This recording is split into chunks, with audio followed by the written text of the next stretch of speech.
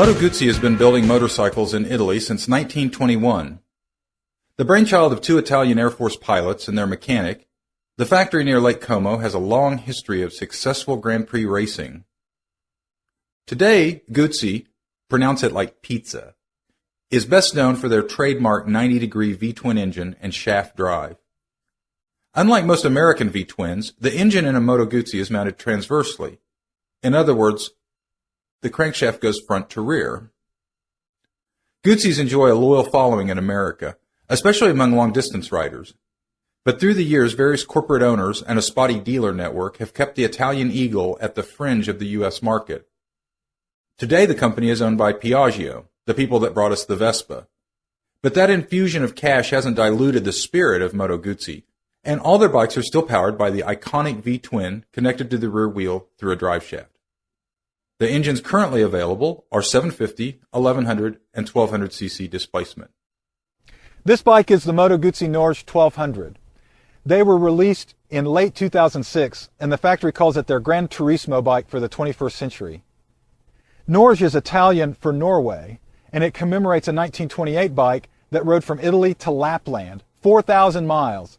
No mean feat for 1928. Today's Norge is a little more refined than that 1928 predecessor. Guzzi outfitted the Norge to compete with upper-end sport touring bikes, like BMW's R1200 RT and the Yamaha FJR 1300. It comes outfitted with hard luggage standard, along with ABS, heated grips, an adjustable windscreen, and a digital trip computer.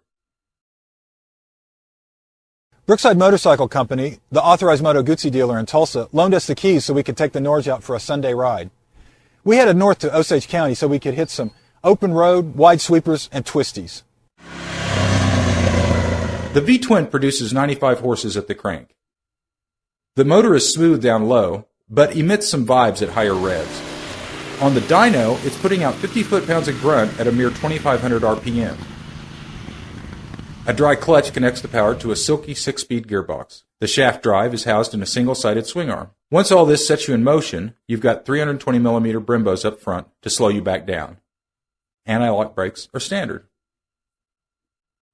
The ergonomics are good on the Norge. Wind protection is very good, although the heat on your legs is quite noticeable. Brad and I both found the stock seat very comfy. Controls are well placed, except the wacky up-down switches for the windshield. And the clutch and brake have a good direct feel. My one complaint with the cockpit was the placement of the instruments.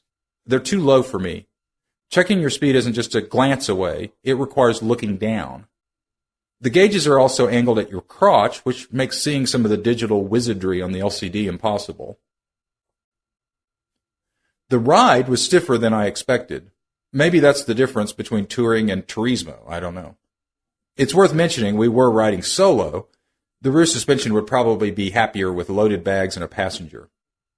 But frankly, I was expecting the Norge to be plush and squishy. It was actually quite taut and felt pretty darn agile for a bike with the suitcases hanging off the sides. The steering was very precise, far more sport than tour, in my opinion. At $15,600, it's priced above comparable sport tours from Japan. But anyone seriously considering a Guzzi probably isn't comparing it to those bikes anyway. Overall, this bike is a nice ride. You won't have any trouble keeping up with your buddies, even if they're riding sport bikes. But you'll have room to bring along a change of clothes.